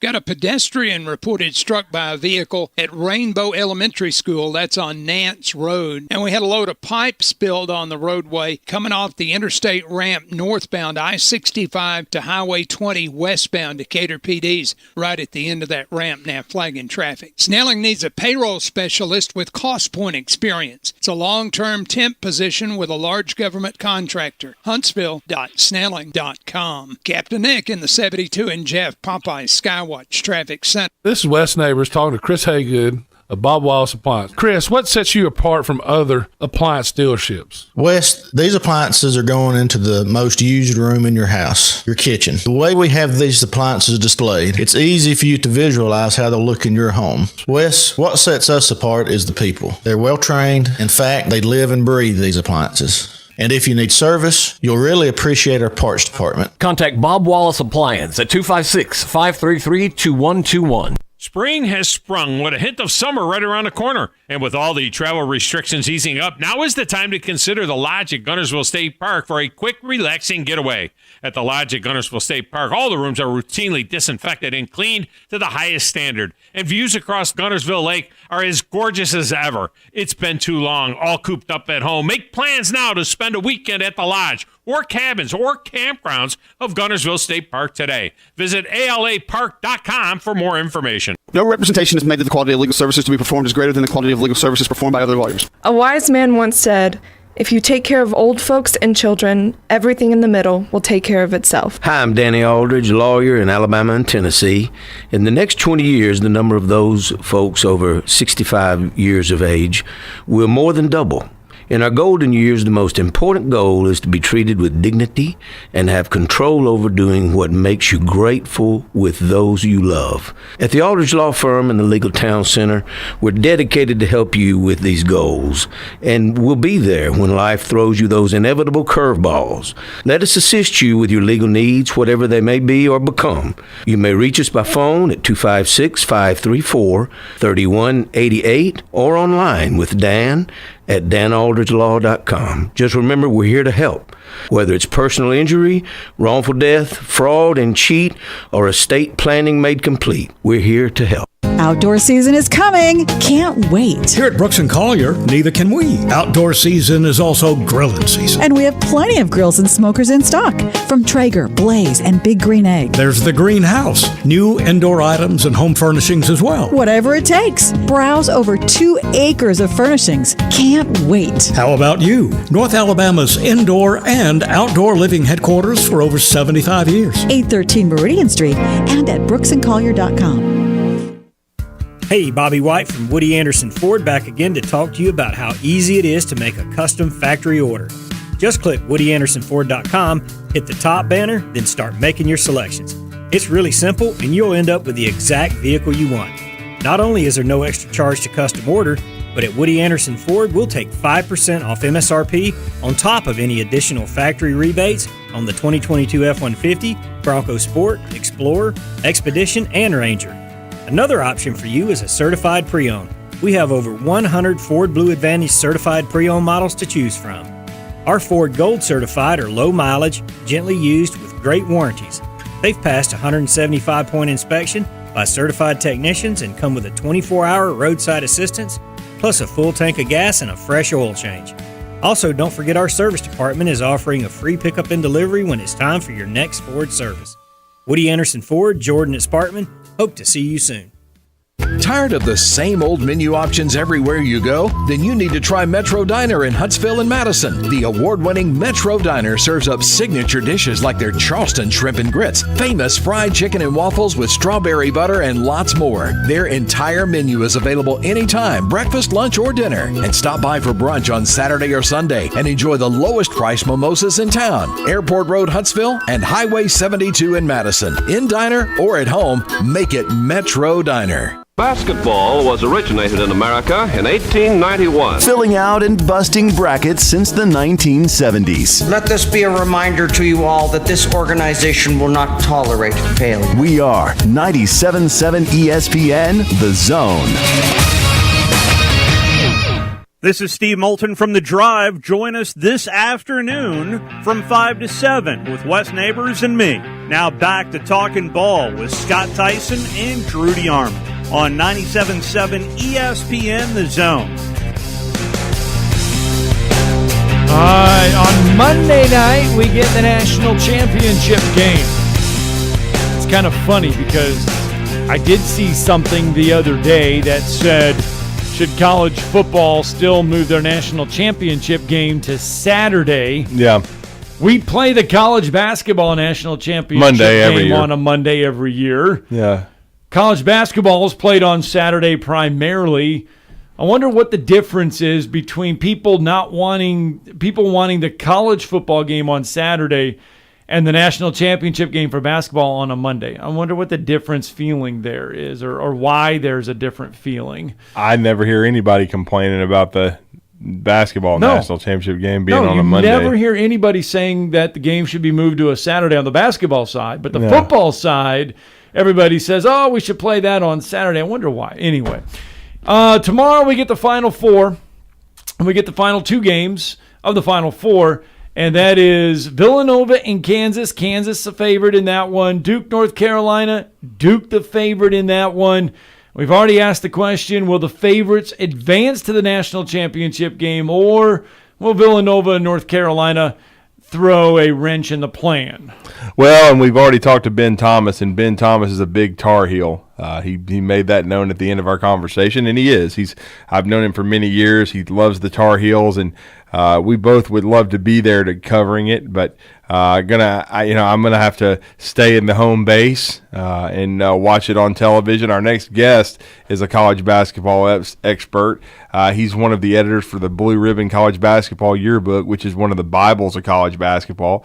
Also a big part of Southeastern14.com with our good friend Chris Lee, and they have an outstanding YouTube channel that you must check out. And they bring you a lot of great content, both for basketball and baseball, and they're really cranking up their baseball coverage now. They cover football as well, but they do a great job, especially with the round ball and the baseball. And we're going to talk some college hoops next with Blake Lovell, who is with us on the Neighbors Wealth Management Hotline. Blake, it's great to have you back. You're with Drew and Scott. How are you? Yeah, doing well, guys. Good to talk to you as always. good to talk with you, Blake. And first of all, I want to give a shout out. I know you've been keeping us updated on social media, but and he's been a guest on this show. But great to hear about our buddy Ken Cross, Kenny Buckets. I know he's done a lot of podcasting with you in the past. I know he's recovering from a serious car accident, but it looks like he's on the road to recovery and getting better every day. It's great to see and hear that he's doing well, and hope to have him back covering the Final Four in the NCAA tournament and the SEC tournament, hopefully as early as next year. We'll see, but great to hear that Kenny's doing better. Yeah, Drew, how much he loves it. And, when we sat together with you and stuff during the SEC tournament and all that, and it's, he loves this time of year. And, obviously never a great time for something like that to happen, but I know he hates missing this time of year. And, I finally got a chance to talk to him the other day. And, it's been a long road, still a ways to go, but things seem to be moving in the right direction. So I appreciate you saying that. Absolutely. Love Kenny and his passion for college basketball. And it's going to be a blue blood Final Four. None of my Final Four are still alive, by the way, just for the record. My bracket crashed and burned, but certainly looking forward to these two matchups.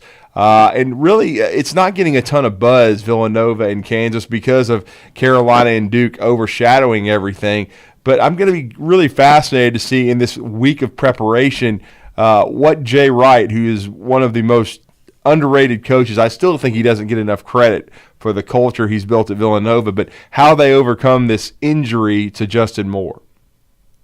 Yeah, I think that's why, too. I think at full strength, obviously it still wouldn't get the same amount of attention as Carolina Duke, but I think you'd have a little bit more probably of a buzz around this game, because I think that a lot of people, and, this is probably your Villanova, you feel like you're actually in a good spot here, because there is pretty much everyone, I think, is looking at this as a given, as though Kansas is going to win this game and advance to play the winner of Carolina Duke. But I think it's an interesting matchup, because, again, it's just like if you're comparing with and without Justin Moore, I think it's just there's a lot of differences in terms of how you would view this game. Because I think a lot of people, too, we look at that second half of Kansas and Miami, and my goodness, I mean, that's as good as a half as you'll see from anyone, anyone in college basketball this year. And that was just pure, dominance in terms of what they did in that second half.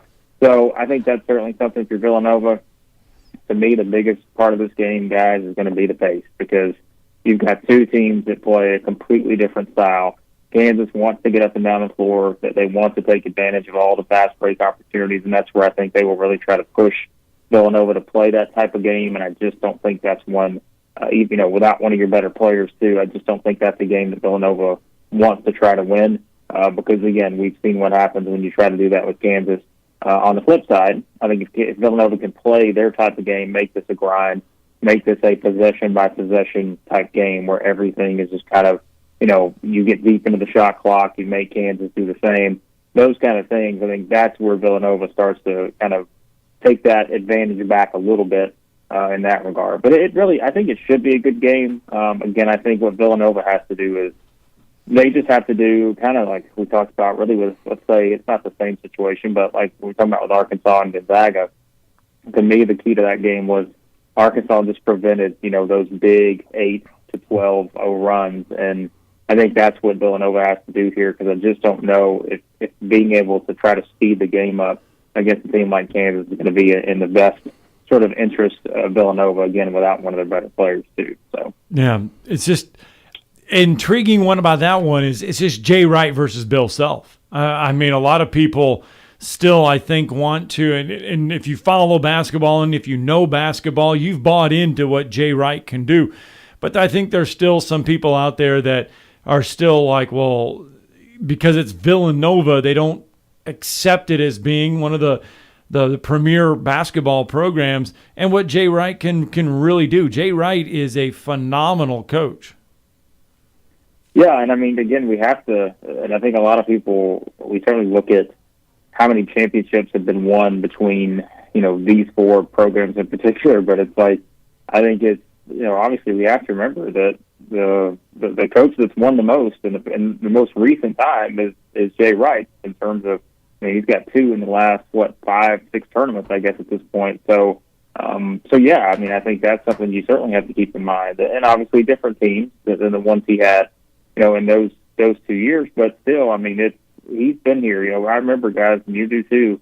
We remember the conversations we were having a long time ago about Jay Wright. Can he ever break through in the NCAA tournament? Can he ever be able to push past, get out of the first weekend, and really make a run? Because some of those teams he had way back when seemed like they should have, done a lot more damage. Well, that's no longer the case anymore. He's proven time and time again since 2016, that he has everything it takes as a coach to be able to push his teams right to that, brink of winning a championship or being right there. Here they are in the Final Four again.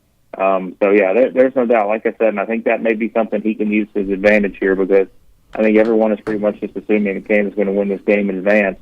But I would not be surprised at all if this is, a game going into the final couple minutes here. Well, and Blake, in your mind, and you cover national college basketball, not just the SEC, how does he adjust his lineup without Moore? Yeah, it's a good question, because I think that, really when you look at what I think that he could do as a player, and I think it's just a lot of those different things where, scoring-wise, we always say, I think one of the harder things to do is just replace a guy that consistently is going to just give you points. Now, it may be, maybe 10 points, maybe 20 points. There's a wide range there, but I think that's what you've got to, try to do here for Jay Wright. I think, again, that's going to really come down to, I think the one thing I will say about this, and I find kind of interesting, is, size-wise, Kansas is not, we know McCormick's in there at 6'10", but, this is not a huge team necessarily. Right. From that standpoint. And I think that's something actually Villanova can use to his advantage, because, again, it's not like we're talking about Justin Moore as a 6'10" kid or anything, but obviously this is still a team. I think when you look at Villanova, they're not going to be one that, is going to be 6'10" across the board or anything, but I think it's just you have to kind of, you try to plug someone in there, and I think you just try to continue to play, your game. And that's going to put more pressure, and I think they'll run more offense, which we know. Colin Gillespie's still a big part of what they do, but, they're going to have to run, even more stuff now through him, and everything's just going to kind of filter through him, I'm sure. And, they've also got, kind of around them with Samuels and those guys too. So I don't know how much necessarily changes for Villanova. I think it's just a matter of, again, to me, it makes it even more important to kind of control the pace and to not make this a shootout, because you are taking out one of your double-digit scorers. And I think that's where, this game for Villanova, to me, has to be won, quite honestly, probably in the 60s, low 60s, somewhere in there. I just think if it gets into the 70s, 80s, I don't see Villanova necessarily being in one of those games. But, again, it's not like they can't do it, but I just think it's going to be a challenge if it gets to that point. Well, then the big one that everybody is talking about is North Carolina and Duke. First time in NCAA history that the two have met in the postseason, in the NCAA tournament, not postseason, but the NCAA tournament.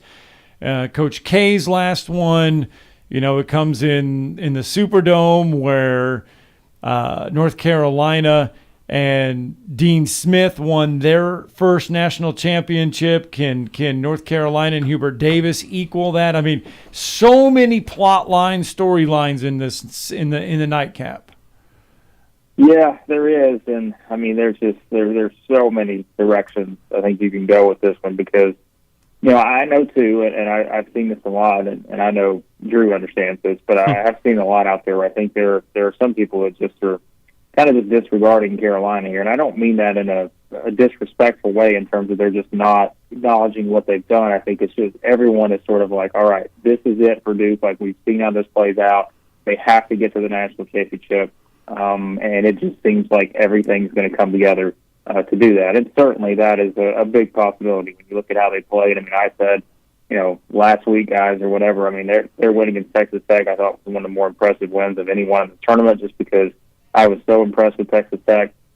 And you just play a team like that defensively that gives you so many challenges, and yet Duke was able to find a way to put enough offense together and do it, in pretty impressive fashion to win that game. But yet there is still something about this North Carolina team to me that I just keep looking at, and I keep thinking, and I've seen people try to compare, who's been more impressive in the tournament? Has it been Duke or Carolina? I think it's obviously both have been wildly impressive, but I think you can actually at times look at this and say, man, I don't know that North Carolina, and I know they played St. Peter's in that one, and that's kind of going to, okay, well, that's a team that certainly made a run, but it's a little bit different once you get to that point.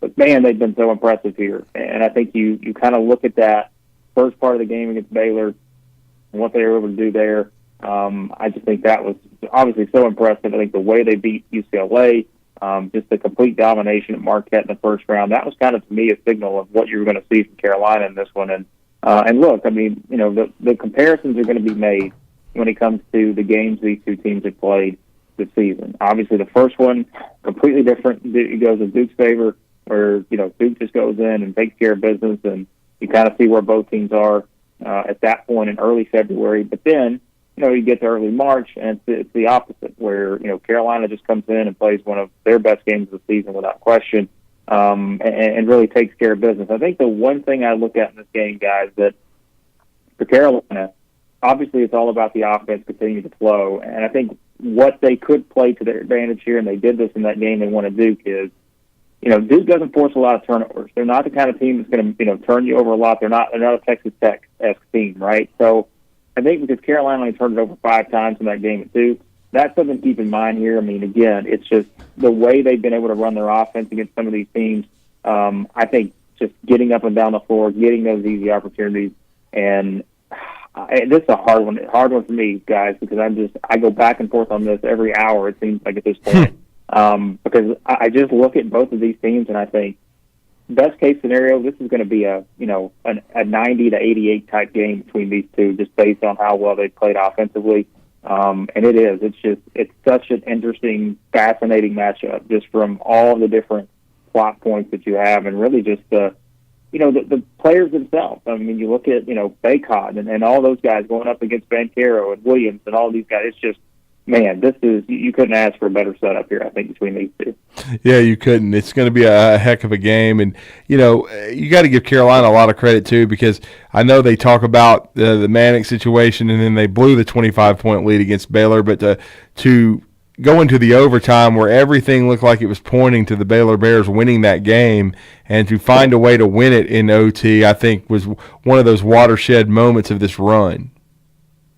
Yeah, no, I agree, and I think, again, you know, there's a lot of things in that game where, and that's where we see it a lot, right? And it seems like sometimes we see that with, I don't know, if you get some of those lower seeds or whatever, and, you know, we kind of saw St. Peter's do the opposite of that too, where a game kind of swings away from you when you think you're just in complete control, and then usually all that momentum you think shifts to the other side, like it would have at Baylor, but yet Carolina made the play, found a way to win that game, and that's what I keep going back to, really, guys. I keep looking back at just how impressive they were before that final stretch of that game, and they did that against a number one seed, and it's just, man, I mean, they have looked fantastic to this point, and so yeah, this is one to me. I truly think it's a toss-up. I think right now, again, I know Duke will be the favorite in this one, but I think you just kind of look at what these two teams are capable of, and we've seen that here over the past, basically, you know, several weeks now, and I think it's just,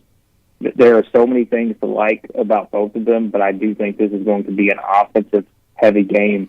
I know it's the Final Four. We always talk about, you know, games that are played in domes and all that and how it affects scoring, but I still think these are two teams that are going to score a lot of points here, and this will be an every possession matters type game, and I'll just be honest, I'd be shocked if this is a game, you know, that gets, I don't even know what the number would be, 8 to 10 points one way or the other throughout the course of the game. I just think it's going to be right there close the entire way, and as always, when you have star players like a Bancaro or, you know, Love or some of these other guys, it's all about, you know, who are the guys that make the big shots towards the end of the game, and I think that's exactly what you'll see here, and then that'll determine how this game plays out. Yeah, I've gone on record. I think it's going to be a rematch in 91, Duke and Kansas, with Duke cutting down the nets. I know you said you change your mind every hour. Where are you leaning right now? I tell you guys, I'm going to go Kansas, Carolina, and I think it's just because I say that there's just something about this Carolina team, and I also, you know, I'm also one of these, Drew, and you know this, like when I see everyone leaning one way, I try to say, right, maybe I should lean the other way. So maybe that's why I'm doing it. But I think, again, like I said, I really think it's 50-50. There's just something to me, and maybe it's the the Hollywood-esque opposite of the Hollywood ending here, where you talk about a rivalry, and what would be the one thing that would just ignite this rivalry even more is if North Carolina were to not just beat Coach K in his final game at Cameron, but beat him in the Final Four. And in that, I mean, my goodness, you talk about a rivalry that's already at the top. It's still, you add that storyline in, and my goodness, that just ignites it even more. But yeah, I'll go Kansas, Carolina, but obviously I wouldn't be surprised at all if it winds up being Kansas. I'll say this: I think the winner of Duke, Carolina is going to win it all. And I got nothing against Kansas. I had to win my national championship game, but I think Duke, Carolina winner. I think that's your national champion. Well, great stuff from Blake Lovell. A college basketball encyclopedia, but you guys are doing a great job at Southeastern 14 as well, and let everybody know how to follow you guys' coverage over there. And of course, you do great work with Blue Ribbon. Yeah, I always appreciate it, guys. Like you said, Southeastern14.com. We've got all of our SEC basketball and baseball stuff over there right now. Basketball still, it never stops for the transfer portal and recruiting and all this stuff. So we've got a lot of stuff we're working on for that, and of course baseball. Big weekend of baseball coming up this weekend. So you can check out all our stuff there, and then everything else you can just follow me on Twitter at @BlakeLevel. Thanks, man. Thanks, Blake. Enjoy the basketball. Appreciate it, guys. Let's get a break in. When we come back, we're going to wrap up Talking Ball on this Friday with your tomorrow's headlines today.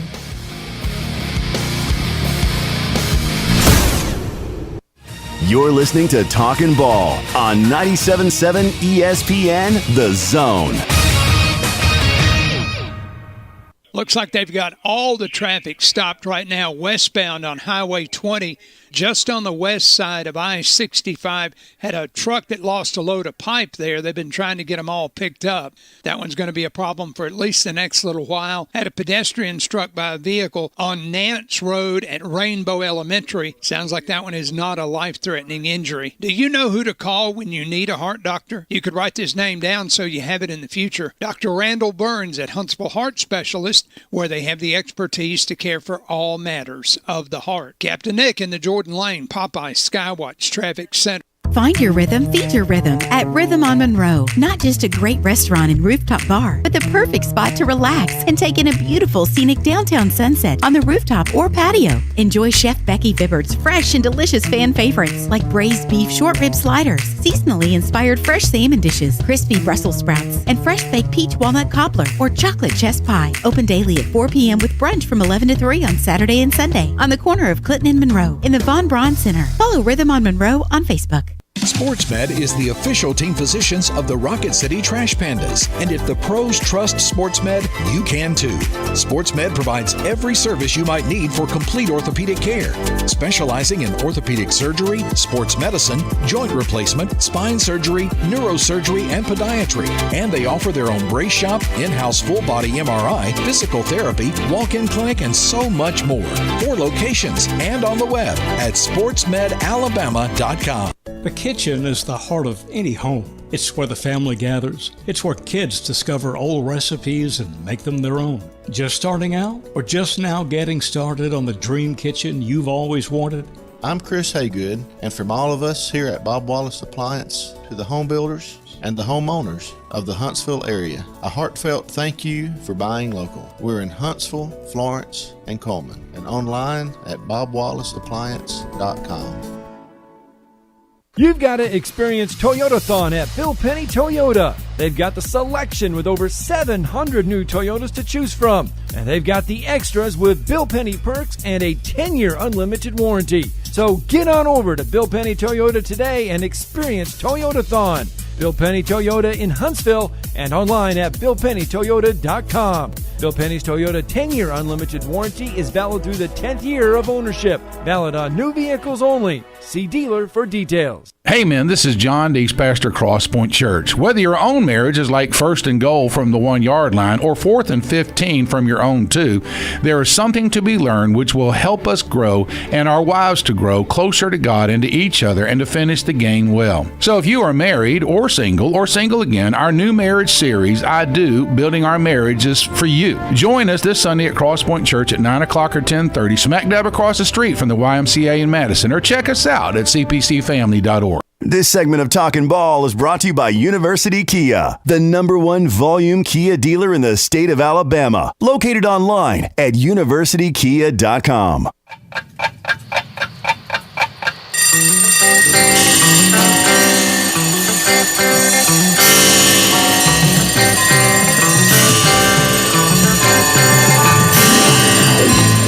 It's time for tomorrow's headlines today with Scott Tyson and Drew DeArmond on 97.7 ESPN The Zone. Welcome back. Talking Ball, 97.7 ESPN The Zone. For tomorrow's headlines today, and just a couple of them there. One on the football side, one on the basketball side. JT Daniels will visit West Virginia the weekend of April 9th.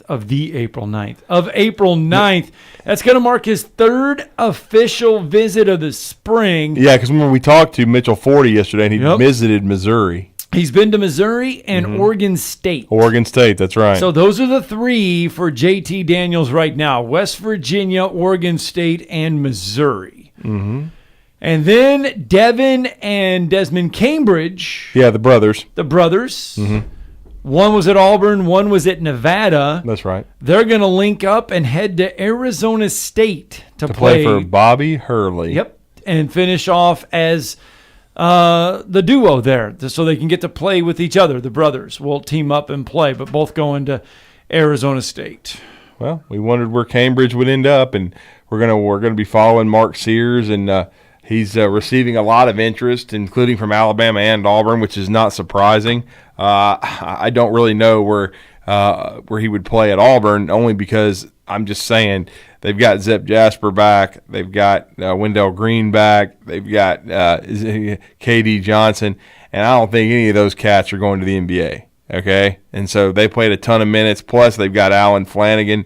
They've got a ton of perimeter players back. So I know they lost Cambridge, but he was really a role player who did not play a ton at times. Yeah. So, again, Auburn does need a shooter, though. Speaking of the transfer portal when it comes to basketball, you ready for this? Yeah. Okay, Alex Fudge, LSU basketball freshman forward. In the portal. Yep. In the transfer portal.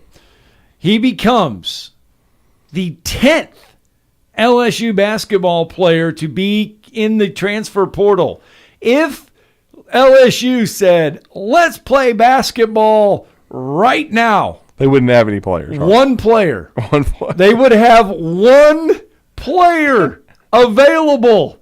Right. One scholarship player remains available for Western Union. Well, they're not Western Union anymore, though. Well, not officially, because we can't. Western Union is unemployed. And he's unemployed until some Texas JUCO hires him. But still, though, 10 LSU basketball players have entered the transfer portal. One remains on the roster from a year ago. One player.